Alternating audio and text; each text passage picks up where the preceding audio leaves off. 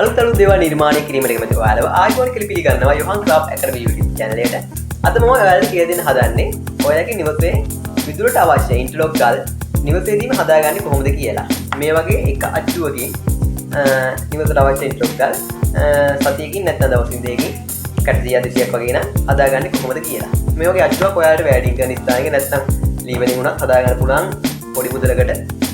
අපි දැන් බලමු මේ නිර්මාණය කරන්නේ කොහොමද කියලා. ඔයාලා ඉතින් try කරලා බලන්න මේ වගේ හදාගන්න පුළුවන්ද කියලා. channel එක subscribe කරන්න අමතක කරන්න එපා.